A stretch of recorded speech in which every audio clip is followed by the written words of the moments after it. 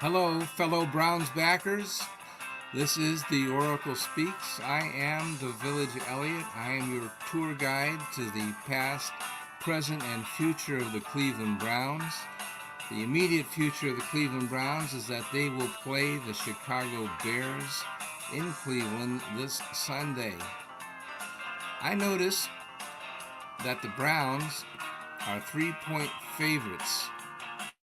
And I kind of wonder about that point spread, and I'm going to talk about that at length. But first, I want to thank once again people at Free Sound Music for providing the background music for me. This is their 1950s rock and roll. It's no copyright music.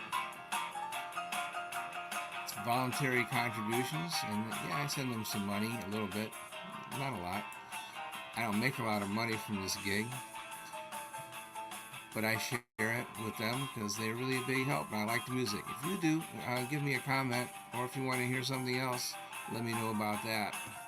But I'm staying with the copyright free because I can't afford anything else, and plus I just kind of like it. All right, so let's talk about football. Let's talk about uh, the Bears and why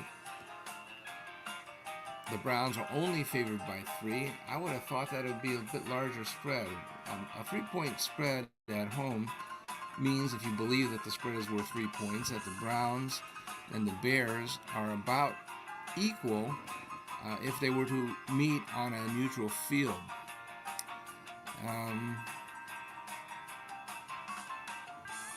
So I don't know.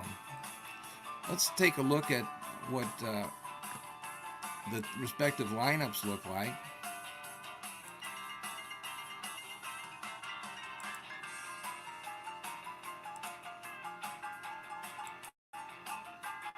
And I'm going to use a PowerPoint for those of you who have video, and if not, I'll just explain what's going on. I'm going to show the X's and O's for the Browns offense and defense. And yeah, let me kill the music here. I kind of like talking in rhythm with the music, but I'm not much of a rapper, so I'm not Eminem, so maybe I'll do without the music for the duration.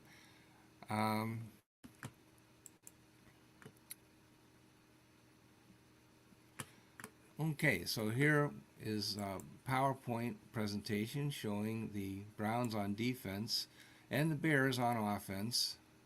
And yesterday, you may recall, those who were listening, that I talked a lot about Justin Fields, and I felt like he's a pretty good quarterback, but he's not surrounded by that much of a supporting cast. And it's a lot like the Cleveland Browns history, where the team would always invest in a new quarterback every year and neglect the rest of the team and then wonder why they didn't have success. Well, there is no such thing as a franchise quarterback unless you have a franchise team to back it up. And the Browns didn't have that. I don't know that the Chicago Bears have that. These are my evaluations, which are drawn heavily upon the evaluations of Pro Football Focus, but also with my own prejudices superimposed upon it. The dark blue means that they're Pro Bowl worthy. Light blue means they're close to that.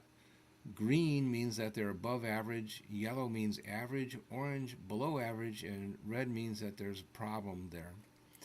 And so you can see on the Browns defense up on top, they're doing pretty good with some certain exceptions. There's not too much, well, there is nothing that's red. Cameron Mitchell is a young player that hasn't been used much. I've given him an orange rating. Greg Newsome over at cornerback has not had a very good year. Maybe I think has underperformed his talent. I think he should play at a much higher level, but he's going up against Tyler Scott, who has also underperformed for Chicago. Chicago's wide receiver has Tyler Scott on one side with a red rating, and DJ Moore, who is really having a Pro Bowl season, on the other side, and that's going to be Martin Emerson's responsibility, and that's going to be a tough matchup. But once again, the Browns have an advantage in the defensive line, even though Jordan Elliott is going to be out. They've got reinforcements with Maurice Hurst probably going to see more snaps. Garrett, of course, is right up there, ranked number 1, 2, or 3, depending on who's ranking him. I think there's some concern that he's only playing with one arm after getting an arm injury a couple weeks ago, or a shoulder injury. I'm not sure that he's as effective as he was at the beginning of the season, so let's keep an eye on Miles. Zadarius Smith over on the other side has had a good year, but not a great year. We haven't seen, we're hoping to see like 10 sack production out of him, especially with Myles Garrett getting all the double teams. But they did get 3 sacks from the defensive line last season outside of Myles Garrett, so they're starting to perk up. I talked about yesterday that JOK, I think, is going to be used as a spy backer against Justin Fields, rightly so. He has the speed to keep up with Fields, who's, I think, a 4.3 or 4.4 guy, very, very fast, and can also sling the pigskin. But the Browns match up pretty well. Browns have a very, very good defense. They've been banged up. They're starting to get some people back. Denzel Ward may be able to play this week. We'll wait and see. If that's true, then they're going to have really a much better advantage on defense. Before we go to the offense, I want to pause just a little bit in order to allow our sponsors to help us to pay some of the bills. Pause for just a few seconds and be right back.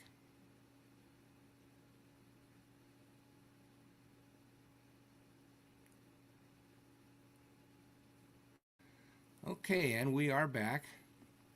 And let's talk about the other side of the ball. We've got on offense Flaccomania again. And here again is something that's very hard to evaluate. I think there's a lot of excitement in the Cleveland fan base. Certainly Joe has played really way better than anybody expected. For somebody that just came onto the team, had a week or so of practice, and then became the starter. I'm giving him an orange rating just because I think that he's going to need more time in order to really become himself, even though he's put up above average statistics. I think it still behooves the Browns to try to keep the ball on the ground if they can, and avoid having to depend upon the quarterback too much. But the Bears do not have a preeminent defense either.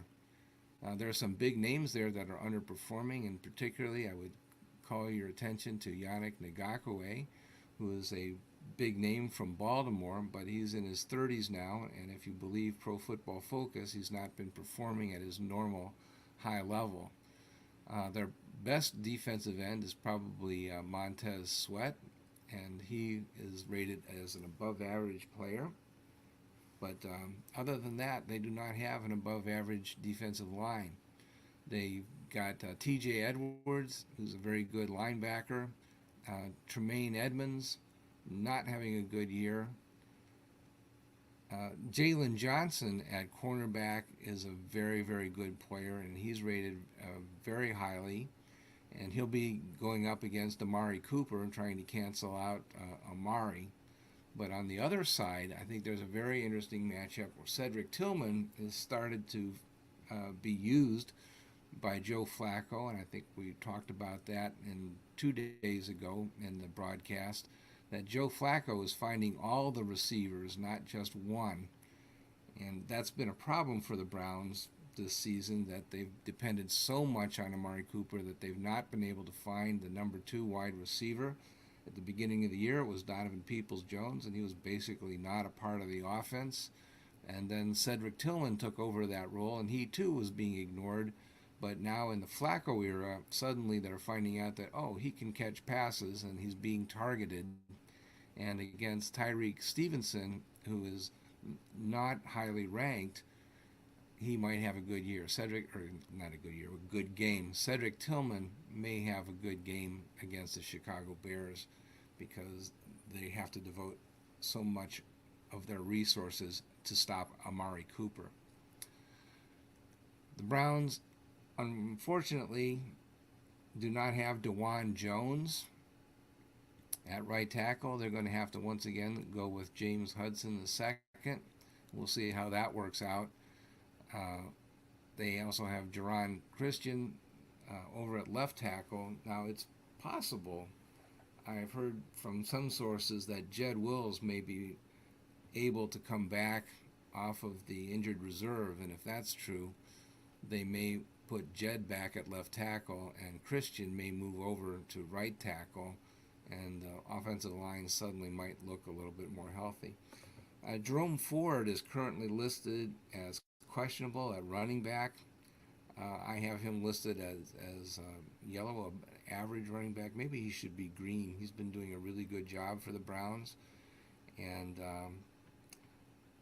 he's been catching the ball out of the backfield with Flacco also, and that's really got me kind of jazzed up. That Flacco is throwing the screen. Remember, Joe is not a threat to take off and run, so if he wants to beat the blitz or something, he's going to have to throw a outlet pass or something like that rather than try to run around and buy time. He's just not going to do that. And Jerome Ford being active as a pass receiver, I think, is really cool. Kareem Hunt, of course, is also very good, very reliable as a receiver.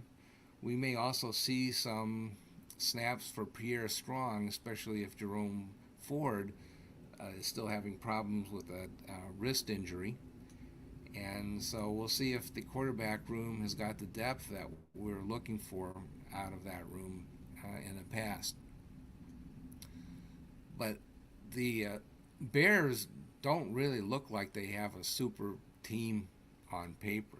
There just isn't the talent on defense that would make you think that they would match up great against the Cleveland Browns, even though they've been banged up as well. Of course, the huge injuries were Nick Chubb at halfback, with Ford and Hunt making capable replacements, however.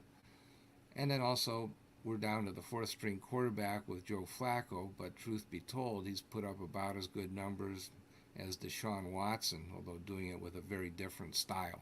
Joe Flacco is a classic drop-back passer, not a scrambler, not a running threat. But what he's doing is working. Maybe it's a little bit like having Jacoby Brissett back. I think you could draw a comparison between Jacoby Brissett and Joe Flacco very easily, and maybe the Browns know how to run the Jacoby Brissett offense from last season. So maybe it's not as huge of a transition as we might imagine. Still like Dorian Thompson-Robinson. I think that he has talent. He can throw the ball accurately, and he can run. The main knock that I have against him is that he only weighs 204 pounds, as listed on the Browns roster, and that's just not very big for being in the NFL. That's less than Baker Mayfield by about 10 pounds, and might be one of the smallest quarterbacks in the NFL. So, I think we need to send him to the weight room, give him some protein shakes, and see if we can bulk him up a little bit in order that he might survive.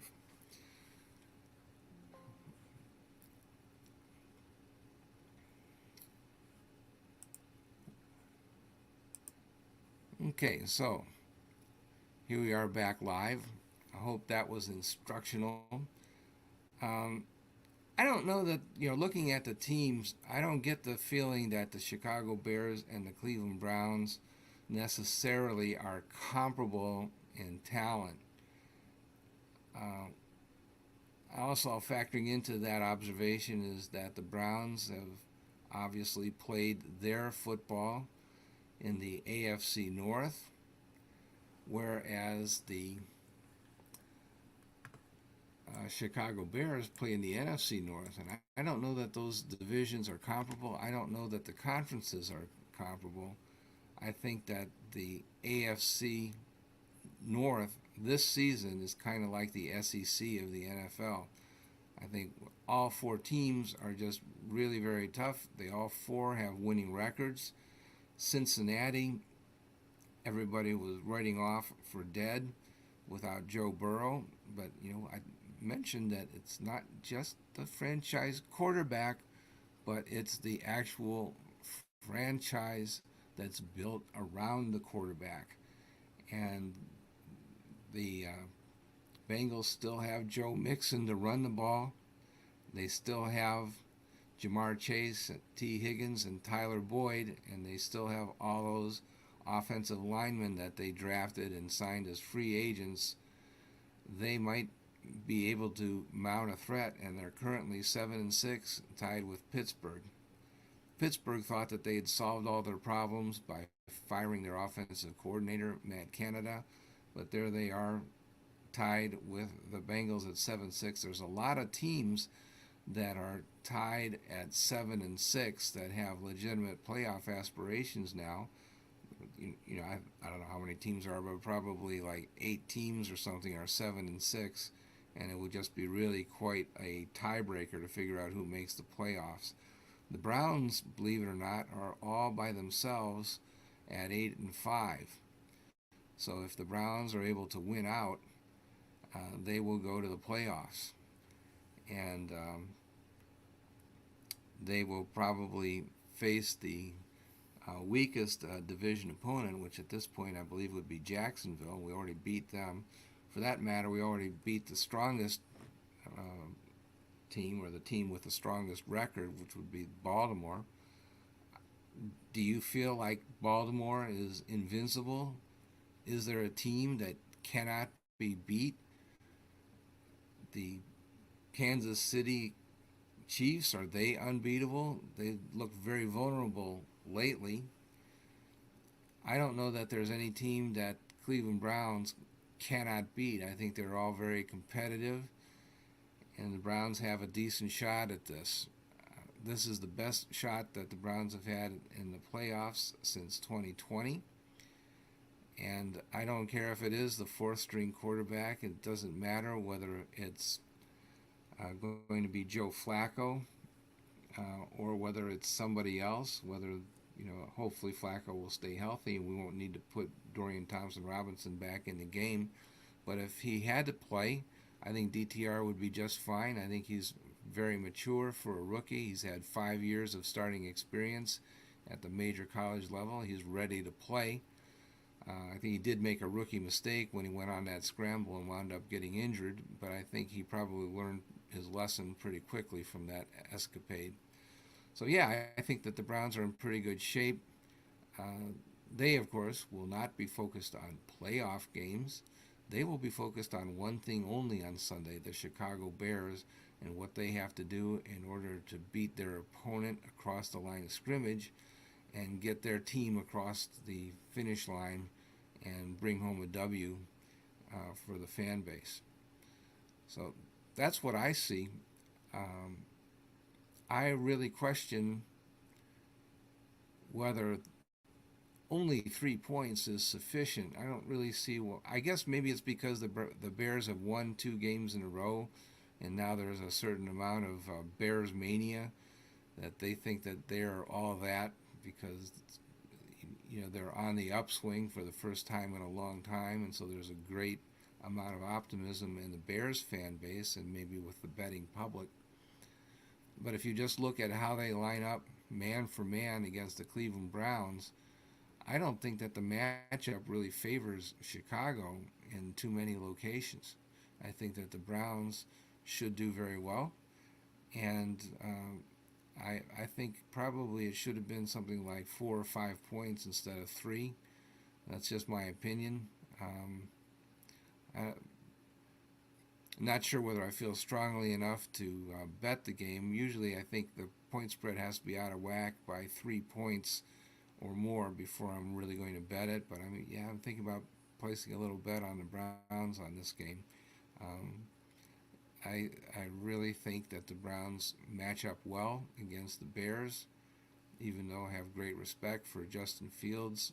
as a quarterback. I think he's really good, and he's taken a lot of misplaced blame, like many quarterbacks do, for the ineptitude of the previous administration in Chicago. I think Justin Fields is a real quarterback. He's a threat, and the Bears have an excellent chance to win this game, but I just think that the Cleveland Browns have better personnel, and they're playing at home. That's the way I see it. We'll see if I'm right or not. Have a great week, and we'll be with you again tomorrow. Take care.